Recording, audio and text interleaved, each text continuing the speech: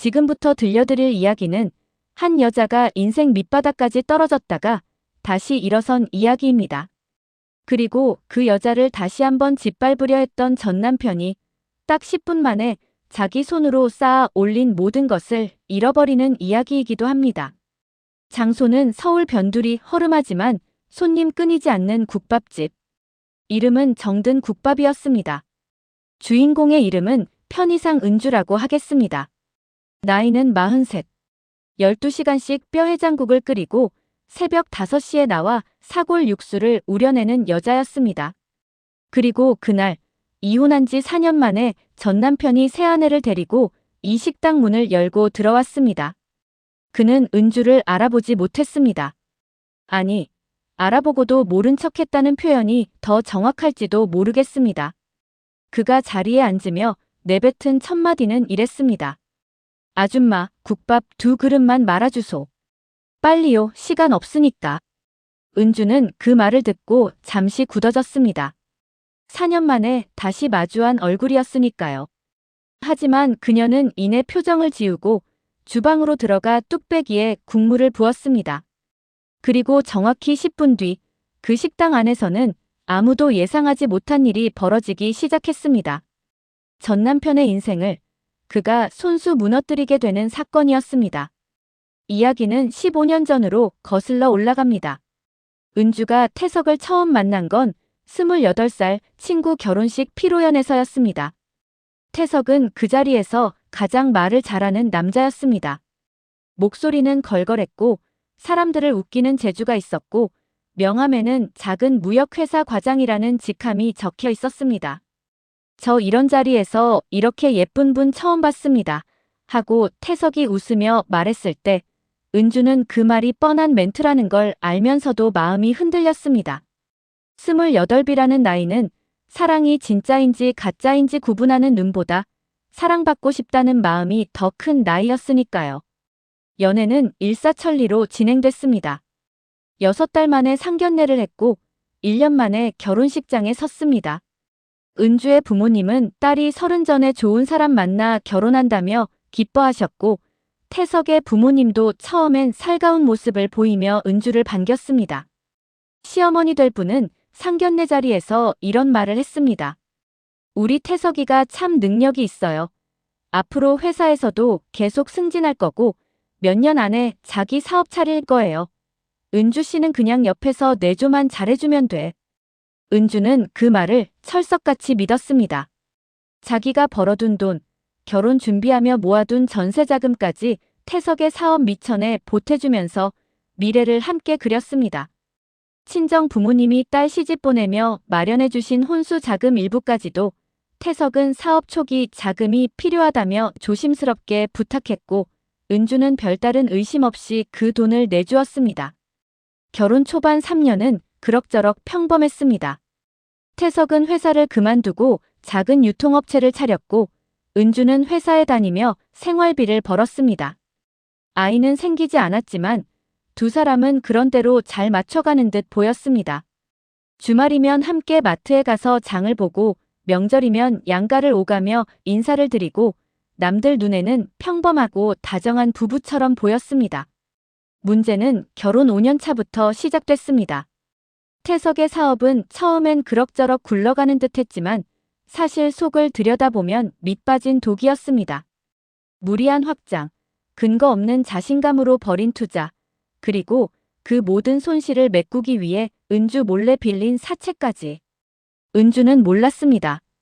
태석은 집에 오면 항상 요즘 거래처가 늘어서 바쁘다는 말만 반복했고 은주는 그 말을 의심 없이 받아들였습니다.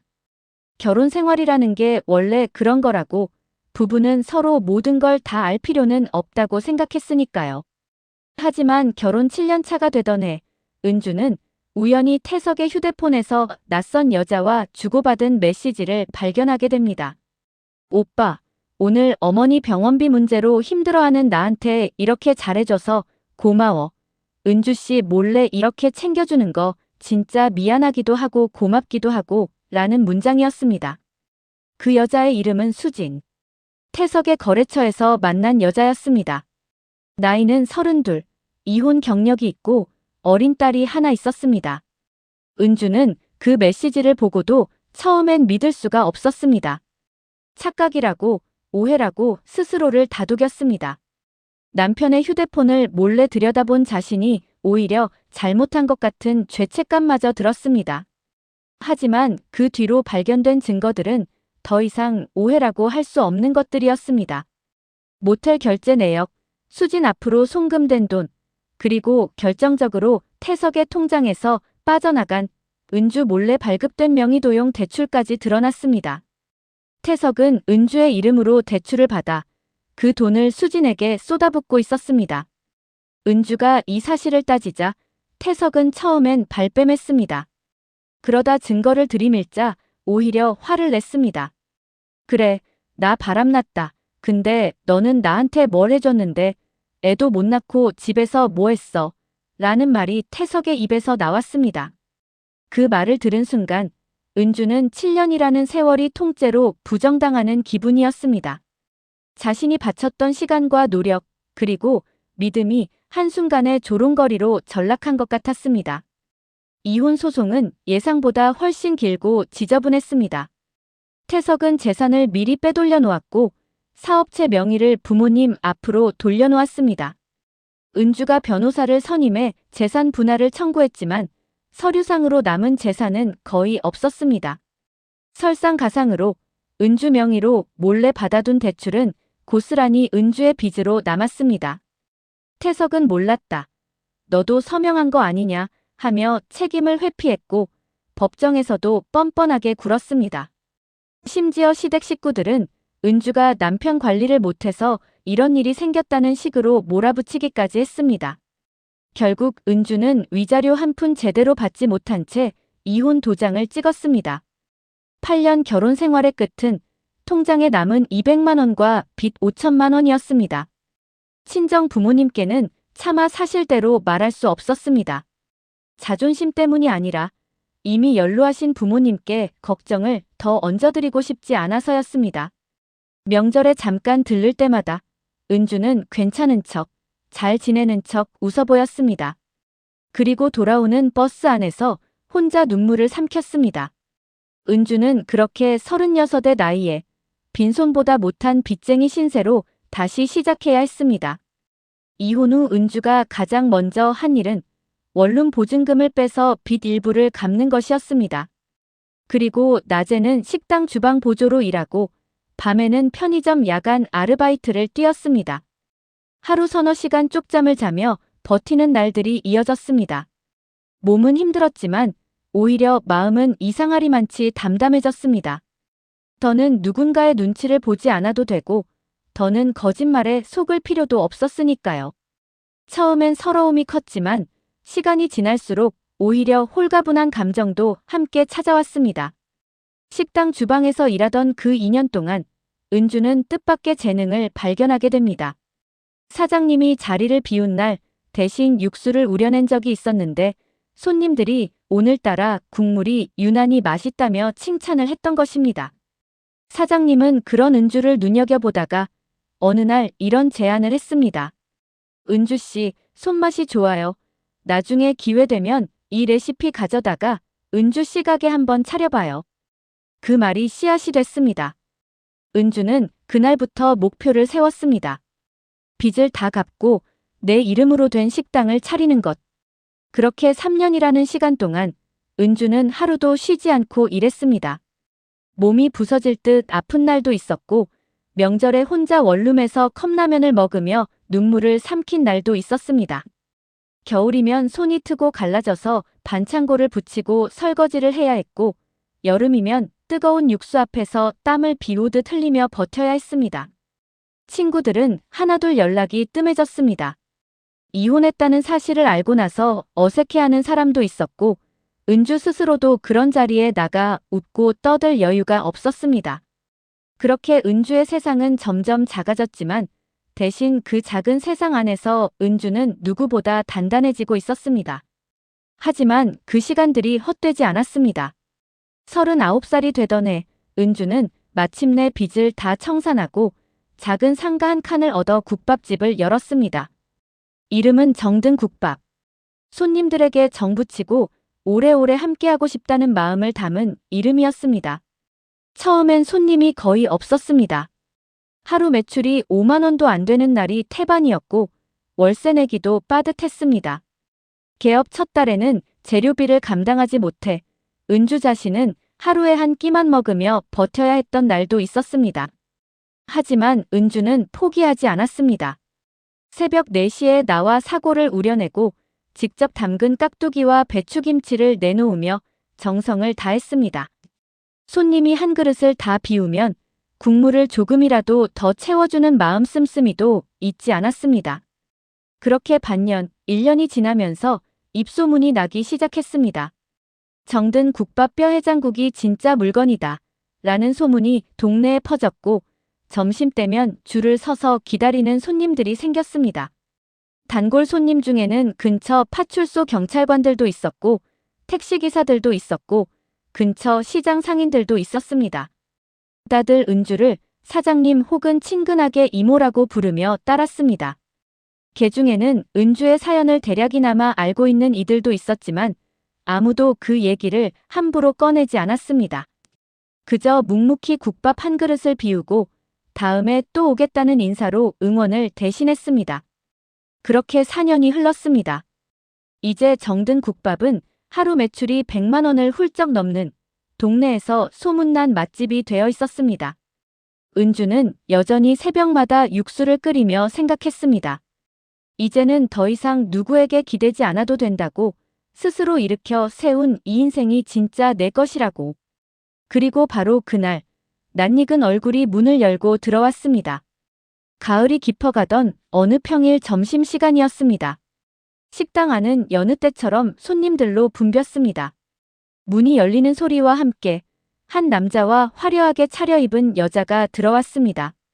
남자는 예전보다 살이 조금 붙었고 머리는 반쯤 벗어져 있었지만 은주는 한눈에 알아봤습니다. 태석이었습니다. 옆에 있는 여자는 처음 보는 얼굴이었습니다. 명품 가방을 들고 화려한 옷차림에 태석의 팔짱을 낀 채 도도한 표정을 짓고 있었습니다. 두 사람은 은주가 있는 카운터 쪽은 쳐다보지도 않고 자리에 앉았습니다. 태석은 주방 쪽을 향해 손을 휘휘 저으며 이렇게 외쳤습니다. 아줌마, 국밥 2그릇만 말아주소. 빨리요. 시간 없으니까. 식당 안 몇몇 단골 손님들이 그 무례한 말투에 눈살을 찌푸렸습니다. 하지만 정작 그 말을 들은 은주는 잠시 손이 멈칫했을 뿐 이내 아무 일도 없다는 듯 국자를 들었습니다. 몰라보네. 아니, 알아봐도 상관없다는 건가. 은주는 속으로 그렇게 생각하며 뚝배기 2개에 육수를 붓고 고기를 얹었습니다. 손이 떨렸던 건 사실입니다. 4년 만에 마주한 얼굴, 그리고 그 옆에 앉은 낯선 여자. 만감이 교차했지만 은주는 이내 마음을 다잡았습니다. 여기는 내 가게다. 내가 흔들릴 이유가 없다. 국밥 2그릇이 테이블 위에 놓였습니다. 태석은 여전히 은주 쪽은 쳐다보지도 않은 채 옆에 앉은 여자에게 이렇게 말했습니다. 자기야, 여기 국밥 진짜 유명한 데야. 내가 예전부터 알던 곳이야. 그 말에 은주는 순간 헛웃음이 나올 뻔했습니다. 예전부터 알던 곳이라니 그 표현이 참 묘하게 들렸습니다. 마치 자기 아내였던 사람이 차린 가게라는 사실은 쏙 빼놓고 하는 말 같았으니까요. 여자는 국밥을 한 숟갈 뜨더니 살짝 미간을 찌푸렸습니다. 그냥 평범한 국밥집이네. 오빠, 나 이런 서민 음식 별로 안 좋아하는 거 알잖아. 그래도 오빠가 데려온 곳이니까 먹어줄게. 태석은 그 말에 해벌쭉 웃으며 여자의 비위를 맞췄습니다. 미안. 다음엔 자기 좋아하는 데 가자. 오늘은 시간이 없어서 근처에서 빨리 먹고 가려고 그런 거야. 이따 3시까지 강남 쪽으로 가야 하거든. 그 순간 옆 테이블에서 혼자 국밥을 먹고 있던 한 여자 손님이 고개를 살짝 들었습니다. 그 손님은 며칠 전부터 이 근처를 자주 오가던 낯선 얼굴이었는데 유독 태석 옆의 여자를 뚫어지게 쳐다보고 있었습니다. 그리고 그 손님은 조용히 휴대폰을 꺼내 무언가를 확인하기 시작했습니다. 아무도 눈치채지 못했지만 이 작은 움직임이 바로 10분 후 벌어질 사건의 시작이었습니다. 그 손님의 이름은 정희였습니다. 정희는 사실 우연히 이 식당에 온 것이 아니었습니다. 정희는 2달 전 인생에서 가장 참담한 일을 겪었습니다. 결혼정보업체를 통해 소개받은 한 남자와 6달간 교제하며 결혼까지 약속했었는데 그 남자가 갑자기 연락을 끊고 사라진 것입니다. 그리고 그 남자에게 빌려준 돈 무려 8천만 원이 함께 사라졌습니다. 처음엔 단순한 잠수인 줄 알았습니다. 무슨 사정이 있겠거니 곧 연락이 오겠거니 하며 며칠을 기다렸습니다. 하지만 시간이 지날수록 불안감은 점점 확신으로 바뀌었습니다. 그 남자가 알려줬던 회사도 집 주소도 모두 가짜였다는 사실을 알게 되었을 때 정희는 다리에 힘이 풀려 그 자리에 주저앉고 말았습니다. 경찰에 신고했지만 그 남자의 신원 자체가 모두 가짜였다는 사실만 확인됐을 뿐 행방은 오리무중이었습니다. 정희는 포기하지 않고 스스로 단서를 찾아 나섰습니다. 그 남자와 연결됐던 SNS 계정, 함께 갔던 장소들을 추적하며 몇 달을 헤맸습니다. 회사에는 반차와 연차를 아껴가며 시간을 냈고 주말이면 그 남자가 자주 다녔다던 동네를 하염없이 돌아다니기도 했습니다. 그러다 우연히 그 남자와 함께 다니던 여자 하나를 발견하게 됩니다. 처음엔 단순한 지인인 줄 알았지만 알고 보니 그 여자는 정희를 등쳐먹은 남자의 공범이었습니다. 2사람은 이른바 결혼 사기 커플이었습니다. 남자는 여자를 미끼로 여러 명의 남성들에게 접근시키고 여자가 돈을 뜯어내면 나눠 갖는 수법을 쓰고 있었습니다. 정희 말고도 이미 비슷한 방식으로 피해를 본 사람이 2명이나 더 있다는 사실도 시간이 지나며 조금씩 드러났습니다. 그리고 정희가 오늘 이 국밥집에서 발견한 얼굴이 바로 그 여자, 태석의 옆에 앉아있는 그 여자였습니다. 정희는 떨리는 손으로 사진 몇 장을 다시 확인했습니다. 틀림없었습니다. 헤어스타일과 화장이 조금 달라졌지만 눈매와 특유의 웃는 방식이 똑같았습니다. 그 여자의 이름은 수진. 그런데 이 수진이라는 이름도 실은 가명이었습니다. 정희가 알고 있던 이름은 유라였고 다른 피해자가 알고 있던 이름은 또 달랐습니다. 정희는 심장이 쿵쾅거렸지만 이내 정신을 차리고 휴대폰으로 지역 경찰서에 전화를 걸었습니다. 그동안 이 사건을 담당해온 형사님과 이미 여러 차례 통화한 사이였기에 번호는 저장되어 있었습니다. 형사님, 저 정희예요. 지금 그 여자를 찾았어요. 여기 위치가 하고 정희는 떨리는 목소리로 상황을 설명했습니다. 전화를 끊은 정희는 자리에서 일어나지 않고 최대한 자연스럽게 국밥을 먹는 척하며 2사람을 지켜봤습니다. 심장이 터질 듯이 뛰었지만 여기서 소란을 피우면 그 여자가 도망칠 수도 있다는 생각에 이를 악물고 참았습니다. 그 사이 태석과 그 여자, 유라, 곧 수진이라 불리던 그 여자는 아무것도 모른 채 대화를 이어가고 있었습니다. 오빠, 근데 이번에 소개해준다는 그 사업, 진짜 확실한 거지? 나 이번에 엄마 병원비 때문에 목돈이 좀 필요해서 그래 라고 여자가 물었습니다. 태석은 그 말에 자신만만하게 대답했습니다. 걱정 마. 내가 이번에 투자자 모아서 크게 한 건 하려고 자기한테 진 빚. 이번에 다 갚을게. 자기 아니었으면 나 진작 사업 접었어. 그 말을 들은 은주는 주방에서 육수를 젓다 말고 잠시 손을 멈췄습니다. 빚, 유라라는 여자한테 빚을 졌다고 은주는 그제야 뭔가 심상치 않은 흐름을 눈치채기 시작했습니다. 정희가 전화를 건 지 정확히 8분 뒤 식당 문이 다시 열렸습니다. 이번엔 사복 차림의 남녀 형사 2명이었습니다. 그들은 조용히 식당 안으로 들어와 정희에게 눈짓을 했고 정희는 살짝 고갯짓으로 태석 옆에 앉은 유라를 가리켰습니다. 형사들은 곧바로 테이블로 다가갔습니다. 실례합니다. 잠시 신분 확인 좀 하겠습니다. 하고 형사가 말했습니다. 느닷없는 상황에 태석과 유라는 당황한 기색이 역력했습니다. 유라는 순간 얼굴이 하얗게 질렸습니다. 저요? 왜 그러시는데요? 하고 유라가 되물었습니다. 형사가 신분증을 요구하자 유라는 지갑을 뒤적이며 시간을 끌려 했습니다. 하지만 형사는 이미 사진과 인상착의를 확인한 상태였습니다. 결혼 빙자 사기 혐의로 수배 중이신 걸로 확인됩니다. 여러 건의 피해 신고가 접수되어 있고요. 서로 동행해 주셔야겠습니다. 하고 형사가 말했습니다. 그 말에 태석은 완전히 얼어붙었습니다. 네, 사기라니요. 이 사람 무슨 소리예요? 하고 소리쳤습니다. 유라는 벌떡 일어나 도망치려 했지만 이미 식당 입구는 형사들이 막고 있었습니다. 형사들이 유라의 손목에 수갑을 채우려는 순간 유라는 발악하듯 소리쳤습니다. 이거 놔요. 나 아무 짓도 안 했어요.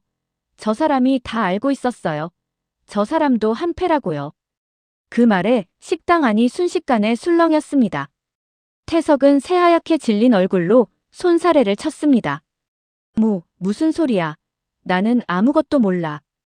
형사가 물었습니다. 두 분 관계가 정확히 어떻게 되십니까? 유라는 이판사판이라는 듯 눈물범벅이 된 얼굴로 쏟아내기 시작했습니다. 이 사람이 저한테 접근한 남자들 정보를 다 준 거예요. 자기 사업 자금 마련한다고 저더러 부자 남자들 꼬셔서 돈 뜯어내라고 시킨 사람이 이 사람이라고요. 저는 시키는 대로 한 것뿐이에요. 식당 안은 찬물을 끼얹은 듯 조용해졌습니다. 손님들의 시선이 일제히 태석에게 쏠렸습니다. 태석은 횡설수설하며 부인했습니다. 아니야, 저 여자가 지금 없는 말을 지어내는 거야. 나는 그냥 연애만 한 거라고. 하지만 형사의 표정은 이미 달라져 있었습니다. 두 분 다 서로 진술이 엇갈리시네요. 일단 서로 서에 가서 자세히 얘기하시죠. 선생님도 동행해 주셔야겠습니다. 저요? 제가 왜요? 하고 태석이 반문하자 형사가 답했습니다. 공범 의혹이 제기된 이상 참고인 조사가 필요합니다. 경찰서에서의 조사는 예상보다 훨씬 심각하게 흘러갔습니다. 수사 결과 유라는 이미 3건의 결혼 빙자 사기 혐의로 수배 중이었고 피해액만 2억 원이 넘는 것으로 드러났습니다. 그리고 결정적으로 유라의 휴대폰에서 발견된 메시지들이 태석의 결백 주장을 완전히 무너뜨렸습니다. 이번 타겟은 강남 쪽 사업하는 남자야. 오빠가 소개해준 그 사람. 이번에도 잘 되면 반씩 나누자라는 문장. 그리고 오빠 이번 사업 자금 급하다며 이번 건 크게 하나 물어보자라는 문장까지. 메시지 속 오빠는 다름 아닌 태석이었습니다. 태석은 자신의 인맥과 사업 관계자들 중 돈 많은 이혼남, 재혼을 원하는 중년 남성들의 정보를 유라에게 넘겨주고 유라가 그들에게 접근해 돈을 뜯어내면 그 일부를 나눠받고 있었던 것입니다. 거기에 더해 태석이 은주와 이혼할 당시 숨겨두었던 재산의 흐름도 함께 드러났습니다. 태석은 사업체를 부모님 명의로 돌려놓고 은주에게는 재산이 없다고 속였지만 실제로는 그 사업체를 통해 계속 수익을 올리고 있었고 그 수익의 상당 부분을 유라와의 사기 행각에 투자하고 있었습니다. 세무당국에도 신고되지 않은 차명 계좌, 명의신탁 재산까지 무더기로 드러나면서 태석은 사기 방조, 조세 포탈, 재산은닉 등 여러 혐의를 동시에 받게 되었습니다. 사건이 언론에 보도되면서 태석의 인생은 그야말로 하루아침에 무너져 내렸습니다. 그의 부모님 명의로 되어 있던 사업체는 세무조사 대상이 되었고 거래하던 은행들은 일제히 대출금 회수에 나섰습니다. 사업 파트너들도 등을 돌렸고 몇몇 피해자 남성들이 태석을 상대로 손해배상 소송을 제기했습니다. 태석이 유라와 함께 계획했던 사업 자금은 사실 여러 피해자들에게서 뜯어낸 돈으로 굴러가던 것이었기에 그 돈줄이 끊기자 사업 전체가 순식간에 붕괴됐습니다. 설상가상으로 태석이 여러 해 동안 은주 몰래 그리고 심지어 유라 몰래도 다른 여성들과 관계를 이어오고 있었다는 사실까지 추가로 드러났습니다. 태석은 유라를 이용해 돈을 벌면서도 동시에 여러 명의 여성들에게 접근해 비슷한 수법으로 크고 작은 금전적 이득을 취하고 있었던 것입니다. 수사가 확대되면서 태석의 부모님이 명의를 빌려주었던 사실까지 문제가 되어 온 집안이 함께 수사선상에 오르게 되었습니다. 한때 며느리에게 능력 있는 아들이라며 큰 소리치던 시어머니도 이제는 아들의 변호사비를 마련하느라 여기저기 아쉬운 소리를 하며 다녀야 하는 처지가 되었습니다. 그 모든 일이 시작된 지점은 바로 그가 아무 생각 없이 국밥 2그릇을 시켰던 그 식당, 그리고 그 자리에 우연히 앉아있던 한 사람의 예리한 시선이었습니다. 몇 주 뒤 보석으로 잠시 풀려난 태석이 초췌한 몰골로 다시 정든 국밥을 찾아왔습니다. 이번엔 혼자였습니다. 영업이 끝난 늦은 오후, 은주가 다음날 장사를 준비하고 있을 때였습니다. 태석은 문을 열고 들어와 예전과는 완전히 다른 초라한 모습으로 은주 앞에 섰습니다. 은주야, 나 좀 도와줘 하고 태석이 힘없는 목소리로 말했습니다. 은주는 하던 일을 멈추고 그를 바라봤습니다. 4년 전과는 전혀 다른 초라하고 지친 얼굴이었습니다. 뭘 도와달라는 거야? 은주가 물었습니다. 나 지금 변호사비도 없어. 부모님도 나 때문에 살던 집까지 압류당하게 생겼어. 너밖에 부탁할 사람이 없어서 예전정 생각해서 돈 좀 하고 태석이 말끝을 흐렸습니다. 은주는 잠시 그를 물끄러미 바라보다가 담담하게 입을 열었습니다. 태석아, 나 지금 이 자리 하루아침에 만든 거 아니야. 내가 나한테서 다 빼앗아가고 빚까지 떠넘기고 갔을 때 나는 밑바닥에서부터 다시 시작했어. 새벽마다 육수 끓이면서 손에 물집 잡히면서 여기까지 왔어. 태석은 아무 말도 하지 못했습니다. 근데 너는 그동안 뭘 했어? 반성은커녕 또 다른 사람 등쳐먹으면서 살았잖아. 나한테 그랬던 것처럼 은주가 이어 말했습니다. 태석은 여전히 고개를 떨군 채 아무 대답도 하지 못했습니다. 미안하다는 말, 이제 와서 듣고 싶지도 않아. 그냥 이제부터는 내가 저지른 일에 대한 값을 내가 치러. 나는 더 이상 너 때문에 내 인생 흔들리게 두지 않을 거야. 은주는 그렇게 말하고 다시 하던 일로 돌아갔습니다. 태석은 한참을 그 자리에 서 있다가 결국 아무 말도 못하고 식당을 나갔습니다. 문이 닫히는 소리가 유난히 크게 울렸지만 은주는 뒤돌아보지 않았습니다. 시간이 흘러 태석은 사기방조와 재산은닉, 조세포탈 등의 혐의로 실형을 선고받았습니다. 유라 역시 여러 건의 사기 혐의가 인정되어 함께 실형을 선고받았습니다. 재판이 진행되는 동안 태석의 부모님은 아들이 무죄라고 끝까지 주장했지만 검찰이 제출한 증거 앞에서 그 주장은 힘을 잃었습니다. 결국 재판부는 태석에게 징역형을 선고하며 그가 개인적 이득을 위해 조직적이고 반복적으로 타인의 신뢰를 이용했다는 점을 무겁게 봤다고 판시했습니다. 정의를 비롯한 피해자들은 오랜 시간 마음고생을 했지만 마침내 진실이 밝혀지면서 조금이나마 마음의 짐을 덜 수 있었습니다. 피해 금액을 전부 돌려받기는 어려웠지만 적어도 자신을 속인 사람들이 응당한 대가를 치르는 모습을 지켜볼 수 있었습니다. 정의는 사건이 마무리된 후 종종 정든 국밥에 들러 은주와 안부를 나누는 사이가 되었습니다. 사장님, 그날 저 때문에 놀라셨죠? 하고 정의가 물으면 은주는 웃으며 고개를 저었습니다. 아니에요. 오히려 정의 씨 덕분에 저도 모르게 눌러왔던 응어리 하나가 풀린 것 같아요. 정든 국밥은 여전히 새벽마다 뽀얀 육수 내음을 풍기며 손님들을 맞이하고 있습니다. 은주는 이제 그 누구의 말에도 흔들리지 않는 단단한 사람이 되어 있었습니다. 가끔 단골 손님들이 묻습니다. 사장님, 그때 그 남자 진짜 전 남편이었어요 하고요. 은주는 그럴 때마다 살짝 웃으며 이렇게 답합니다.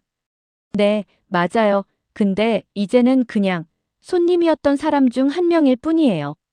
사람들은 종종 묻습니다. 왜 하필 그날, 그 시간에 모든 것이 한꺼번에 드러났을까? 하지만 돌이켜보면 그것은 결코 우연이 아니었습니다. 은주가 4년간 묵묵히 쌓아올린 신뢰와 정성이 있었기에 그 식당에는 늘 사람들이 오갔고 그 오가는 사람들 속에서 진실을 줬던 한 사람이 우연히도 그 자리에 함께 있었을 뿐입니다. 반면 태석은 그 순간에도 여전히 남을 짓밟고 이용하며 살아가고 있었습니다. 그의 거짓과 오만함이 결국 그를 스스로 무너뜨린 것입니다. 아줌마 국밥 2그릇만 말아주소. 그 무심하고 오만했던 한마디는 공교롭게도 그의 인생에서 마지막으로 자유롭게 내뱉은 말이 되고 말았습니다. 정직하게, 성실하게 쌓아온 하루하루는 결코 헛되지 않는다는 것. 그리고 남을 짓밟고 쌓아 올린 것은 언젠가 반드시 스스로에게 되돌아온다는 것. 이 이야기가 여러분께 작은 위로와 통쾌함을 함께 전해드렸기를 바랍니다. 오늘 이야기는 여기까지입니다. 다음에도 더 흥미로운 사연으로 찾아오겠습니다. 여기서 이야기를 좀 더 들어가 보겠습니다. 많은 분들이 궁금해하실 부분, 그러니까 은주가 어떻게 그토록 짧은 시간 안에 이 모든 상황을 눈치채고 또 그렇게까지 담담할 수 있었는지에 대한 이야기입니다. 사실 은주는 태석과 그 여자가 문을 열고 들어오는 순간부터 이미 뭔가 이상함을 느끼고 있었습니다. 4년 만에 마주한 전 남편의 얼굴에서 은주는 낯선 여유로움을 봤습니다. 예전에 태석은 무언가에 쫓기듯 항상 불안한 눈빛을 하고 있었는데 그날의 태석은 오히려 자신만만하고 여유로워 보였습니다. 돈이 있어야 저런 표정이 나온다. 은주는 오랜 결혼 생활 동안 태석의 얼굴에서 그 사람의 형편을 읽어내는 법을 터득했습니다.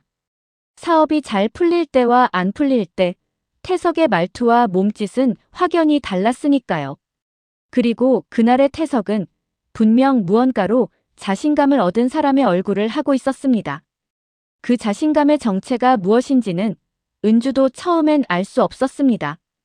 다만 옆에 앉은 여자의 화려한 차림새와 오빠라는 호칭 속에 담긴 묘한 뉘앙스, 그리고 사업 자금이라는 단어가 오갈 때마다 은주의 머릿속에는 오래전 기억이 스쳐 지나갔습니다. 7년 전 자신도 저런 말을 들었던 기억이었습니다. 이번 사업만 잘 되면 이라는 말을 몇 번이나 들었던가. 그 말이 결국 빚과 배신으로 돌아왔던 기억이 은주의 손끝을 미세하게 떨리게 만들었습니다. 하지만 은주는 그 떨림을 애써 눌렀습니다. 이미 지나간 일이었고 더 이상 자신과는 상관없는 사람의 인생이라고 되뇌었습니다. 그저 국밥을 정성껏 말아서 내어주는 것, 그것이 지금 자신이 해야 할 일이라고 생각했습니다.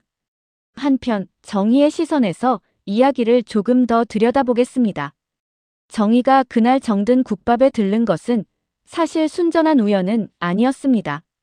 정희는 몇 주 전부터 유라로 추정되는 여자가 이 근방에서 목격됐다는 제보를 SNS 커뮤니티를 통해 입수한 상태였습니다. 정희와 비슷한 피해를 본 사람들이 모인 온라인 커뮤니티가 있었습니다. 그곳에서 피해자들은 서로 정보를 공유하며 가해자들의 행적을 추적하고 있었습니다. 그중 한 명이 강남 일대에서 화려하게 차려입은 여자와 함께 다니는 한 남자를 봤다는 제보를 올렸고 사진 속 여자의 옆모습이 유라와 매우 닮아 있었습니다. 정희는 그 제보를 받은 뒤로 며칠간 퇴근 후 시간을 내어 그 일대를 서성였습니다. 오늘도 특별한 소득 없이 돌아가려던 참에 우연히 정든 국밥이라는 간판을 보고 허기를 달래려 들어왔던 것입니다. 그리고 바로 그 순간 자신이 그토록 찾아 헤매던 얼굴을 마주하게 된 것이었습니다. 정희는 그 순간을 훗날 이렇게 회상했습니다. 심장이 멎는 줄 알았어요. 몇 달 동안 그 얼굴만 떠올리면서 살았거든요. 근데 그렇게 평범한 국밥집에서 아무렇지도 않게 웃으면서 밥을 먹고 있는 모습을 보니까 오히려 화가 나면서도 정신이 번쩍 들더라고요. 정희는 침착하게 상황을 판단했습니다. 여기서 소란을 피우면 안 된다. 조용히 확인하고 경찰에 알려야 한다. 그렇게 스스로를 다잡으며 행동했습니다. 그 침착함이 결국 사건 해결에 결정적인 역할을 하게 됩니다. 이제 시간을 다시 그날의 경찰서로 되돌려 보겠습니다. 조사가 진행되면서 담당 형사는 유라의 휴대폰에서 발견된 대화 내용을 하나하나 짚어가며 태석에게 물었습니다. 이 대화 내용, 선생님이 보낸 게 맞습니까? 형사가 화면을 보여주며 물었습니다. 태석은 처음엔 모른다, 조작된 거다, 라며 강하게 부인했습니다. 하지만 통신 기록 조회 결과 해당 메시지들이 태석 명의의 휴대폰에서 발신된 것이 명백하게 확인되었습니다. 거기다 결정적으로 유라의 계좌에서 태석 소유의 차명 계좌로 흘러들어간 돈의 흐름까지 포착되면서 태석의 변명은 설 자리를 완전히 잃었습니다. 태석은 결국 몇 차례의 조사 끝에 부분적으로나마 자신이 유라에게 정보를 제공한 사실을 인정할 수밖에 없었습니다. 다만 태석은 끝까지 유라가 그 정보로 실제 사기를 칠 줄은 몰랐다. 그냥 연애 상대를 소개해 준 것뿐이다 라며 자신의 혐의를 축소하려 애썼습니다. 하지만 검찰은 태석이 특정 대상자들의 재산 규모와 개인정보를 상세히 조사해 유라에게 넘겼다는 정황, 그리고 그 대가로 금전을 수수한 정황까지 확보하면서 단순 방조를 넘어선 공모 혐의를 적용했습니다. 수사가 확대되는 과정에서 태석이 은주와 결혼해 있던 시기에도 이미 비슷한 방식으로 다른 여성에게 접근해 돈을 받아낸 정황이 있었다는 사실도 추가로 드러났습니다. 이는 태석의 성향이 하루 이틀에 만들어진 것이 아니라 훨씬 오래전부터 이어져 온 습성이었다는 점을 보여주는 대목이었습니다. 이 사실이 알려지자 은주의 지인들 사이에서는 한동안 이런 이야기가 오갔습니다. 그러게, 그때 은주가 그렇게 힘들어할 때도 저 남자는 죄책감은커녕 계속 그런 식으로 살아왔다는 거잖아. 은주가 훨씬 일찍 벗어난 게 오히려 다행이다 라는 말들이었습니다. 한편 태석의 부모님은 사건 초기까지만 해도 아들을 감싸며 억울함을 호소했습니다. 우리 아들이 그럴 사람이 아니다. 저 여우 같은 여자한테 속은 거다 하며 주변에 하소연을 하고 다녔습니다. 하지만 재판이 진행되면서 구체적인 증거들이 하나둘 공개되자 그 목소리도 점점 잦아들었습니다. 특히 태석이 오랜 기간 여러 여성과 부적절한 관계를 유지해왔다는 사실, 그리고 그 관계들 속에서 크고 작은 금전적 이득을 취해왔다는 사실이 드러나면서 시댁 식구들조차 더 이상 예전처럼 당당하게 아들을 옹호하지 못하게 되었습니다. 재판 과정에서 태석의 변호인은 정상 참작을 호소하며 태석이 사업 실패로 인한 절박함 때문에 잘못된 선택을 했다고 주장했습니다. 하지만 재판부는 그 절박함이 반복적이고 계획적인 범행의 면죄부가 될 수 없다고 판단했습니다. 결국 태석은 실형을 선고받고 법정 구속되었습니다. 그가 그렇게 자신만만하게 국밥집 문을 열고 들어왔던 그날로부터 채 반년도 지나지 않은 시점이었습니다. 이 소식은 은주에게도 전해졌습니다. 다만 은주는 그 소식을 듣고도 크게 동요하지 않았습니다. 그저 잠시 손을 멈추고 오늘도 새벽같이 우려낸 육수를 한번 저어보고는 이내 다시 손님을 맞을 준비를 했을 뿐입니다. 은주는 훗날 가까운 지인에게 이런 말을 남겼습니다. 통쾌하다는 감정보다는 그냥 마침표를 찍은 기분이었어요. 그 사람 인생이 어떻게 되든 이제 더는 제 인생에 영향을 줄 수 없다는 게 확실해진 거니까요. 그거면 충분했어요. 정든 국밥은 이 사건 이후로 오히려 더 많은 사람들이 찾는 곳이 되었습니다. 물론 은주가 이 사건을 대대적으로 알리거나 이용한 것은 결코 아니었습니다. 다만 동네 사람들 사이에서 입에서 입으로 전해지며 이런저런 이야기들이 살을 붙여가며 퍼져나갔습니다. 그 소문들 중에는 다소 과장된 것들도 있었지만 공통적으로 담겨있는 메시지는 하나였습니다. 착실하게 살아온 사람은 결국 무너지지 않는다는 것, 그리고 남을 짓밟고 올라선 사람은 언젠가 반드시 그 대가를 치른다는 것이었습니다. 은주는 그 후로도 여전히 새벽 4시면 어김없이 가게 문을 열었습니다. 사고를 우려내고 깍두기를 담그고 손님들에게 따뜻한 국밥 한 그릇을 내어주는 하루하루가 이어졌습니다. 몇 해가 더 지난 지금 정든 국밥은 직원을 2명 더 두고 운영할 만큼 규모가 커졌습니다. 은주는 예전처럼 혼자 모든 걸 떠안지 않아도 되었고 가끔은 여유롭게 하루 쉬며 근교로 나들이를 다녀오기도 합니다. 정희와의 인연도 계속 이어지고 있습니다. 정희는 이제 완전히 새로운 사람을 만나 결혼을 준비하고 있다고 합니다. 정희는 상견례를 앞두고 있던 어느 날 정든 국밥에 들러 이런 말을 남겼습니다. 사장님 덕분에 아니, 사장님 가게 덕분에 그 사람들을 잡을 수 있었잖아요. 그날 이후로 저도 다시 사람을 믿는 법을 조금씩 배워가고 있어요. 은주는 그 말을 들으며 조용히 미소를 지었습니다. 그리고 이렇게 답했습니다. 정희 씨가 용기를 낸 거예요. 저는 그냥 국밥 2그릇 말았을 뿐인걸요. 그렇게 두 사람은 서로에게 작은 위로가 되어주는 관계로 남게 되었습니다. 이야기를 마무리하며 한 가지 더 짚고 넘어가고 싶은 부분이 있습니다. 많은 분들이 이런 사연을 들으면 통쾌함과 동시에 이런 질문을 던지시곤 합니다. 그럼 은주는 그동안의 억울함을 어떻게 견뎌낸 걸까? 라는 질문입니다. 은주의 답은 의외로 담백했습니다. 억울함에 매달려 있을 시간이 없었어요. 하루하루 먹고 살고 빚 갚고 가게 키우는 게 더 급했으니까요. 근데 돌이켜보면 그렇게 앞만 보고 달려온 시간들이 저를 여기까지 데려다 준 것 같아요. 복수를 계획한 적도 없었습니다. 그저 묵묵히 자신의 자리에서 최선을 다했을 뿐입니다. 하지만 그 성실함이 만들어낸 신뢰, 그 신뢰가 만들어낸 인연들이 결국 정의가 제자리를 찾아가는데 중요한 역할을 하게 되었습니다. 반면 태석은 그 순간에도 여전히 요행과 편법에 기대어 살아가고 있었습니다.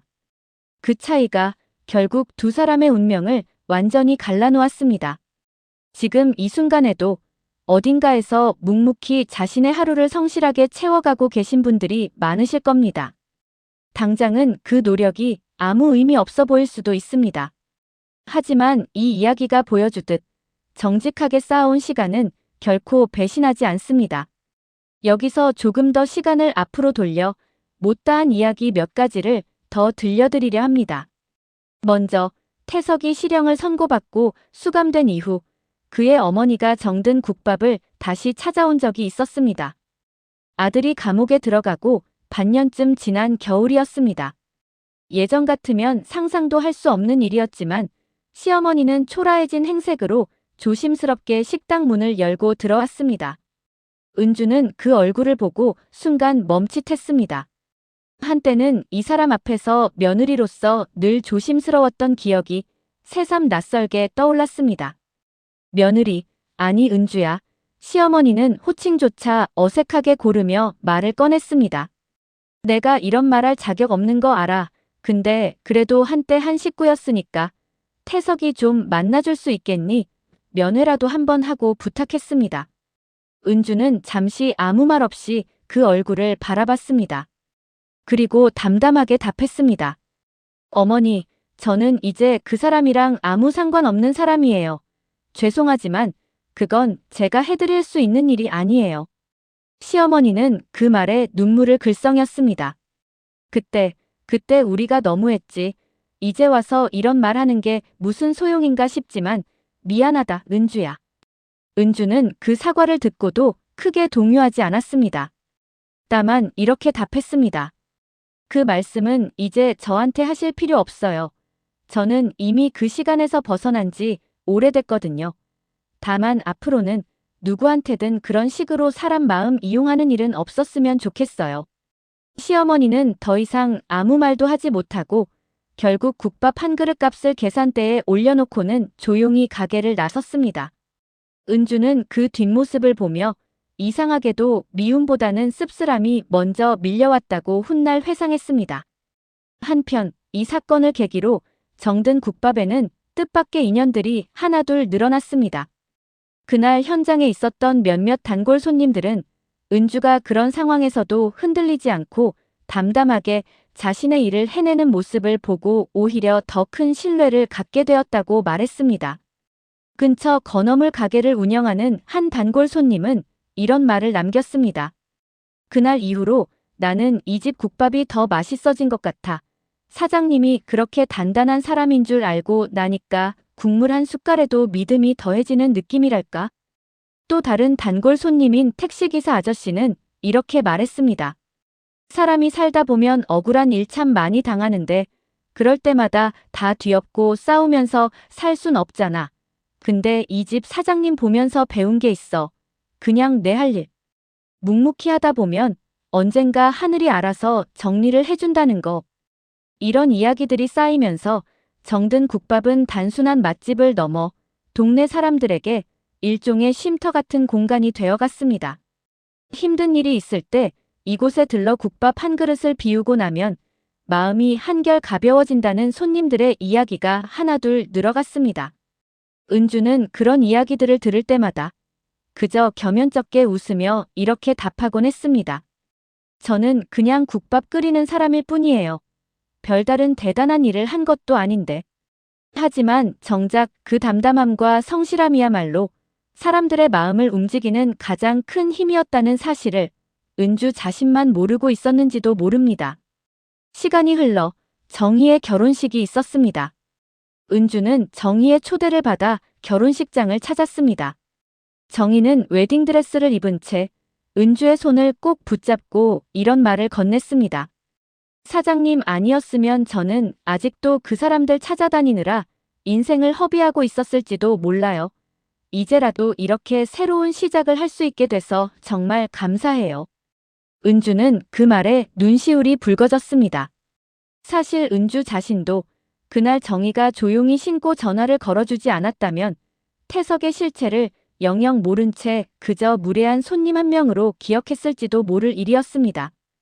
두 사람은 그렇게 서로에게 예상치 못한 방식으로 도움을 주고받은 인연이 되어 있었습니다. 또 하나, 이 이야기에서 빼놓을 수 없는 인물이 있습니다. 바로 은주에게 국밥 레시피의 씨앗을 심어준 예전 식당 사장님입니다. 그 사장님은 은주가 정든 국밥을 개업했을 때 누구보다 기뻐하며 축하해준 사람이었습니다.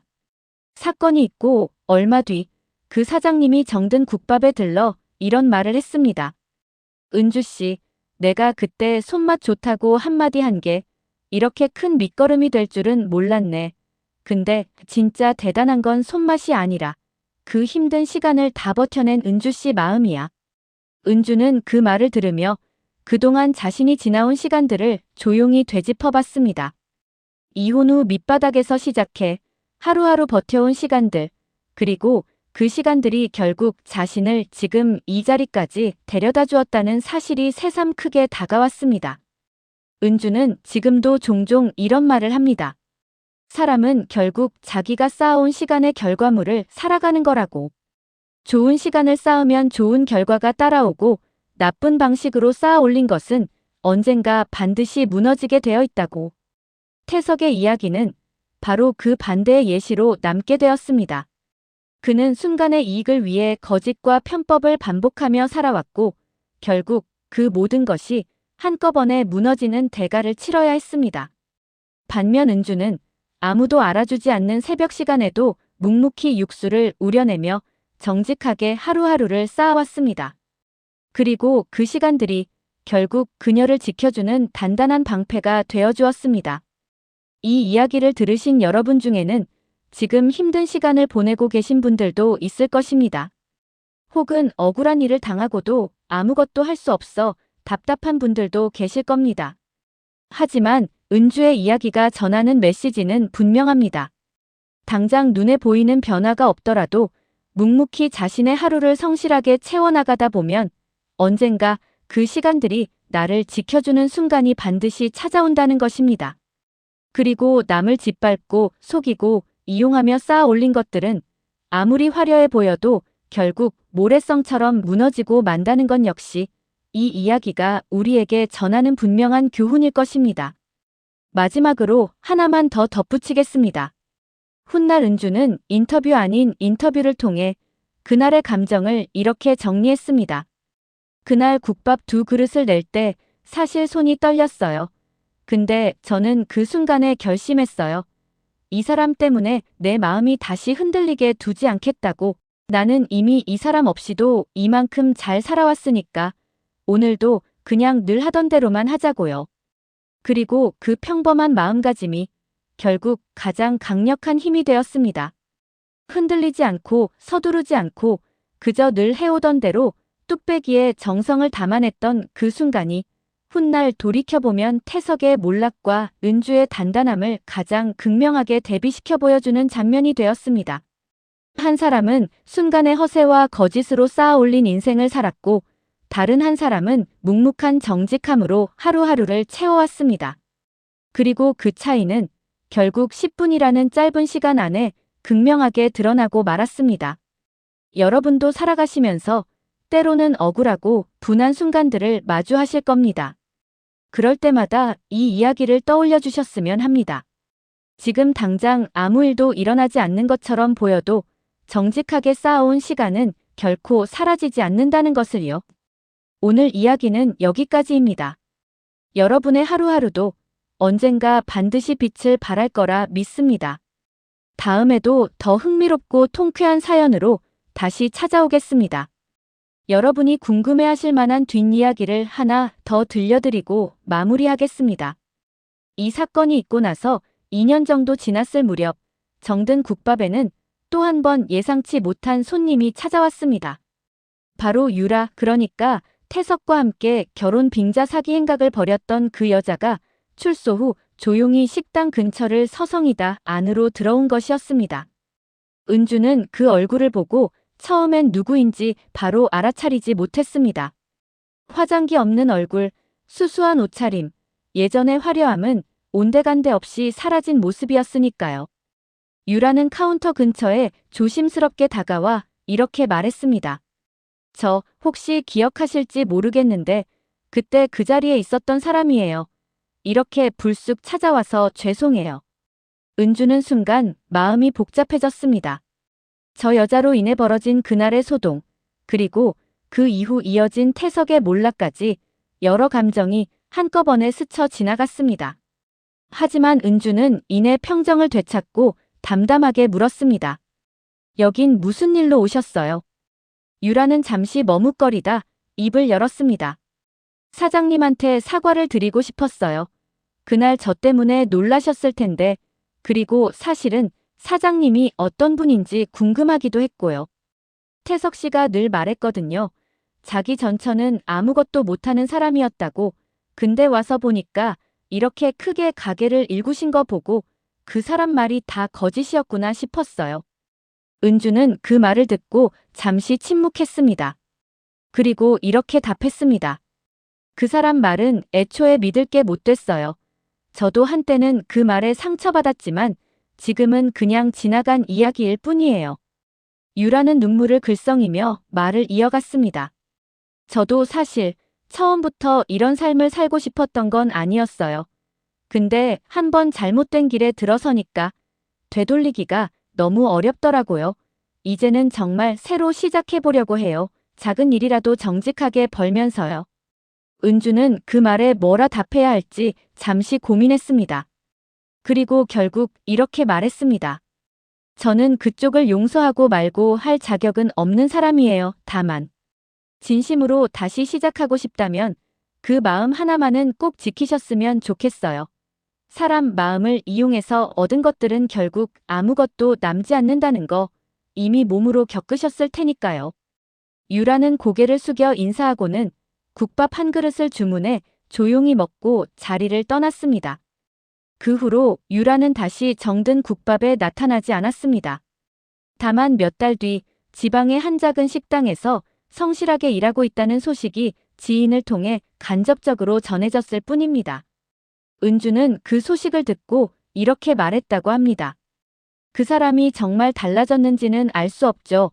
근데 적어도 오늘 여기 왔던 그 모습만큼은 예전에 그 도도하던 모습과는 많이 다르더라고요. 사람이 바닥을 쳐봐야 비로소 보이는 것들이 있나 봐요. 한편 태석의 소식도 시간이 지나며 간간히 들려왔습니다. 형기를 마치고 출소한 태석은 한동안 고향 근처에서 막노동을 하며 지냈다고 합니다. 한때 사업가라 불리며 여러 사람 앞에서 큰 소리치던 그가 이제는 새벽 인력 사무소 앞에 줄을 서서 하루 일감을 기다리는 처지가 되었다는 소식이었습니다. 이 소식을 전해준 것은 다름 아닌 은주의 오랜 친구였습니다. 친구는 조심스럽게 이야기를 꺼내며 이렇게 말했습니다. 은주야, 이런 얘기해도 될지 모르겠는데 그 사람 요즘 많이 힘들게 산다더라. 너 혹시 마음이 좀 그렇지 않아? 은주는 잠시 생각에 잠기더니 이내 담담하게 답했습니다. 안 됐다는 생각이 아예 안 드는 건 아니야. 그래도 한때 부부였던 사람이니까. 근데 그게 다야. 그 사람이 지금 힘든 건 결국 자기가 선택한 삶의 결과일 뿐이잖아. 나는 이제 그 사람 인생에 아무런 감정도 갖지 않으려고 해. 친구는 그 말을 듣고 고개를 끄덕이며 말했습니다. 그래, 내가 그렇게 담담하게 넘길 수 있다는 게 오히려 대단해 보인다. 나 같으면 아마 고소하다고 여기저기 소문내고 다녔을 텐데. 은주는 웃으며 답했습니다. 소문내고 다닐 힘도 아까워. 그 시간에 육수 한 번 더 우려내는 게 나한테는 훨씬 남는 장사거든. 그 말에 두 사람은 함께 웃음을 터뜨렸습니다. 그리고 그 웃음 속에는 지난 시간의 아픔을 완전히 딛고 일어선 사람만이 가질 수 있는 여유로움이 묻어 있었습니다. 시간은 계속 흘러갔습니다. 정든 국밥은 이제 그 동네에서 모르는 사람이 없는 유명한 맛집이 되었고, 은주의 이야기는 알게 모르게 여러 사람들의 입을 통해 조금씩 퍼져나갔습니다. 물론 은주 자신은 그 이야기가 부풀려지거나 왜곡되는 것을 원하지 않았기에 누가 물어봐도 그저 담담하게 짧은 대답만 남길 뿐이었습니다. 가끔 방송국이나 잡지사에서 취재 요청이 오기도 했습니다. 사장님의 인생 이야기를 다뤄보고 싶다. 재기의 성공한 사연으로 소개하고 싶다는 제안들이었습니다. 하지만 은주는 그때마다 정중히 거절했습니다. 저는 그냥 국밥집 하는 사람이에요. 특별할 것도 없고요. 그냥 하루하루 성실하게 살았을 뿐인데 그게 뭐 대단한 이야깃거리가 될까 싶어요. 하고 말이죠. 하지만 그 담백한 태도야말로 사람들이 은주에게 끌리는 진짜 이유였는지도 모릅니다. 화려한 성공담이 아니라 그저 묵묵히 버텨낸 한 사람의 진심이 그 어떤 자극적인 이야기보다 더 큰 울림을 주었던 것입니다. 지금 이 순간에도 정든 국밥의 문은 새벽 5시면 어김없이 열립니다. 뽀얀 국물이 끓어오르는 소리, 도마 위에서 팔을 써는 소리, 그리고 하나둘 문을 열고 들어오는 손님들의 발걸음 소리가 오늘도 변함없이 이어지고 있습니다. 은주는 여전히 그 자리에서 흔들림 없이 하루를 시작합니다. 그리고 그 단단한 하루하루가 쌓여 앞으로도 계속해서 그녀의 인생을 지켜줄 것입니다. 문득 은주는 가게 한쪽 벽에 걸어둔 낡은 달력을 바라볼 때가 있습니다. 개업하던 첫 해에 썼던 달력인데 손님이 없던 날들에 혼자 적어둔 메모들이 빼곡히 남아 있습니다. 오늘도 버텼다. 내일은 조금 더 나아지겠지. 같은 짧은 문장들이었습니다. 그 메모를 볼 때마다 은주는 그 시절의 자신을 떠올립니다. 하루 매출이 5만 원도 안 돼서 눈앞이 캄캄했던 날, 손님 한 명이 들어오는 것만으로도 눈물이 핑 돌았던 날들이었습니다. 지금의 안정된 하루하루가 그때는 감히 상상도 하지 못했던 미래였다는 걸 은주는 잘 알고 있습니다. 가끔 새로운 아르바이트생이나 어린 손님들이 묻곤 합니다. 사장님은 힘든 시절에 어떻게 버티셨어요? 하고요. 그럴 때마다 은주는 잠시 웃으며 이렇게 답합니다. 버틴다기보다는 그냥 오늘 하루만 살자고 생각했어요. 내일 일은 내일 걱정하고 오늘 국밥 한 그릇 제대로 끓이는 것만 생각하다 보니까 어느새 여기까지 와 있더라고요. 그 말은 단순한 위로의 말이 아니라 은주가 실제로 지나온 시간이 만들어준 진짜 답이었습니다. 크고 거창한 목표보다 오늘 하루를 성실하게 채우는 것. 그것이 은주가 지금까지 지켜온 유일한 원칙이었습니다. 그리고 그 원칙은 앞으로도 변하지 않을 것입니다. 은주는 요즘도 가끔 가게 문을 닫고 혼자 남은 시간에 그날 하루를 조용히 되짚어보곤 합니다. 손님이 남긴 말 한마디, 새로 시도해본 밑반찬에 간 육수가 유독 잘 우러난 날의 뿌듯함까지 사소한 것들을 곱씹으며 하루를 마무리하는 것이 어느새 습관이 되었습니다. 그런 밤이면 예전에 자신에게 해주고 싶은 말이 떠오르기도 합니다. 그렇게 다 끝난 것 같던 순간에도 사실은 아무것도 끝난 게 아니었다고, 그저 다른 시작이 기다리고 있었을 뿐이라고 말이죠. 은주는 이제 더 이상 과거의 상처에 발목 잡히지 않습니다. 다만 그 시간을 지나온 자신을 오히려 담담하게 대견해야 할 뿐입니다. 그 누구의 위로도 없이 오로지 자신의 두 손으로 하루하루를 일궈온 시간이었으니까요. 가게 앞에 걸린 정든 국밥이라는 낡은 간판도 처음 내걸었을 때와 달리 이제는 제법 손때가 묻어 있습니다. 비바람에 색이 조금씩 바래긴 했지만 은주는 굳이 새 간판으로 바꾸지 않았습니다. 그 낡음 속에는 자신이 걸어온 시간의 흔적이 고스란히 담겨 있기 때문입니다. 오늘도 은주는 새벽 어둠을 뚫고 가게 문을 엽니다. 차가운 공기 속에서 가스불을 켜고 커다란 솥에 물을 받아 사고를 안치는 그 익숙한 손놀림 하나하나가 지금의 그녀를 만들어 온 시간의 증거입니다. 그렇게 오늘도 정든 국밥의 하루가 조용히 시작됩니다. 이야기를 들어주셔서 감사합니다. 여러분의 삶에도 오늘 하루의 성실함이 언젠가 반드시 좋은 결실로 돌아오기를 진심으로 응원합니다. 다음 이야기에서 또 만나겠습니다.